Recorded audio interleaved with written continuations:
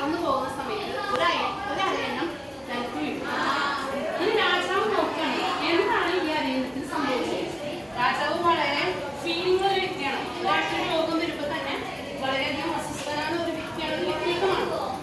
അങ്ങനെ ഈ രാജാവ് നോക്കുന്ന സമയത്ത് ആ അരയണത്തിന്റെ പേര് എന്താണ്, ഒരു അമ്പ് കാണും.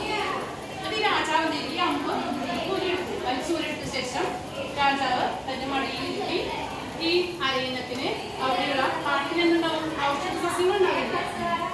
അങ്ങനെ ഔഷധ സസ്യങ്ങൾ എടുത്ത് അതിന് നീര് അരയണത്തെ ഒഴിച്ച് അരയണ ഏകദേശം ഒരു പൂർണ്ണമായ സൗഖ്യമാവും. അങ്ങനെ രാജാവ് എന്ത് ചെയ്യും, ഈ അരയണത്തെ കൊണ്ടുപോകുന്ന സമയത്ത് ശുശ്രൂഷിക്കണ്ടേ. കുറച്ച് നാൾ അരയണത്തിന് എന്ത് കൊടുക്കണം, സമയം കൊടുക്കണം. അതായത് വീണ്ടും ആള് ഒന്നും പൂർണ്ണ ആരോഗ്യത്തിലേക്ക് വരാൻ വേണ്ടിയിട്ട് അരയണത്തിന് നമ്മൾ സമയം കൊടുക്കണം. അങ്ങനെ രാജാവ് ഈ അരയണത്തിനൊക്കെ കൊണ്ടുപോകുന്ന സമയത്ത് രാജാവിന്റെ കസിനായ ദേവദത്ത പറഞ്ഞൊരു മനുഷ്യൻ അവിടേക്ക് വരും. അയാൾ പറയും ഈ അരയണം എനിക്കാണ്, ഞാനാണ് ഈ അരയണത്തെ അമ്പ ചെയ്തത്, അതുകൊണ്ട് എനിക്ക് ഇതിനെ വേണം. അവർ തമ്മിൽ ഭയങ്കര തർക്കവും.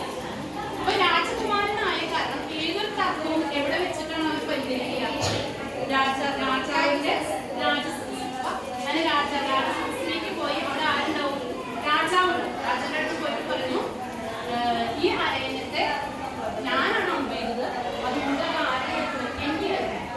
അപ്പൊ രാജകുമാരൻ പറയും ഈ അരയണത്തെ ഞാനാണ് സൗഖ്യപ്പെടുത്തിയത്, അതുകൊണ്ടത് എന്റെ ആയിരിക്കും. പറയും രാജകുമാരൻ പറയും ഒരിക്കലും നമ്മൾ ഒരു മൃഗത്തെയോ നമ്മൾ എന്ത് ചെയ്യാൻ പാടില്ല, കൊല്ലാൻ പാടില്ല. അതെന്താണ്, പാപമാണ്. അത് ജീവിക്കുന്നത് ഓരോ വ്യക്തിയുടെയും കടമയാണ്. ഇത് പറഞ്ഞ രാജാവ് അവിടെ ആ സമയത്ത് രാജകുമാരൻ തർക്കിക്കുന്ന സമയത്ത് രാജാവ് പറയും ഇതിനൊരു വഴികളുണ്ട്, അതായത് നമുക്ക് അതിനൊരു ഉത്തരം പറയേണ്ടത്. രണ്ടുപേരുടെ നിന്നും ആരെ രക്ഷിക്കണം, അരയണത്തെ രക്ഷിക്കണം. അങ്ങനെ രാജാവ് പറയും ശിക്ഷിക്കുക എന്നതല്ല അധികാരം, രക്ഷിക്കുക എന്നതാണ് അധികാരം. ശിക്ഷിക്കുക എന്നതല്ല അധികാരം, രക്ഷിക്കുക എന്നതാണ് അധികാരം. അങ്ങനെ ഒരു ചെറിയൊരു മോറൽ കൊടുത്ത ശേഷം ഈ രാജാവ് പറയും ആരാണോ ഈ പക്ഷിയെ രക്ഷിച്ചത് അവനാണ് ആർക്ക് കൊടുക്കുന്നത് പക്ഷിയും ഈ അരയണത്തെ കൂടെ കഴിയുന്നത്.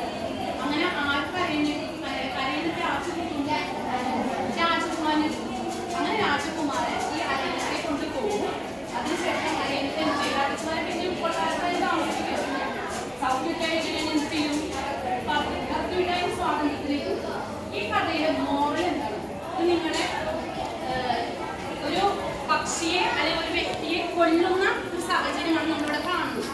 ഇത് നമ്മുടെ പാഠഭാഗമായിട്ട് അങ്ങനെ കൊല്ലാൻ പാടില്ല, പക്ഷികളെയും മറ്റു മൃഗങ്ങളെയും എല്ലാം കൊല്ലാൻ പാടില്ല എന്ന് പറയുന്ന ഒരു ചെറിയൊരു ടെക്സ്റ്റിലെ ഒരു ഭാഗം നമ്മൾ പഠിക്കുന്നത്.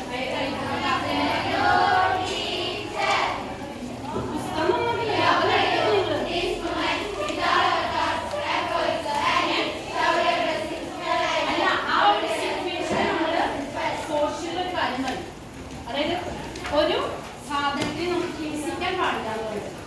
അപ്പൊ എന്തായിരിക്കും അതിലൂടെ നമ്മൾ ഉദ്ദേശിക്കുന്നത്, ഹിംസിക്കാനേ പാടില്ല, കൊല്ലരുത്.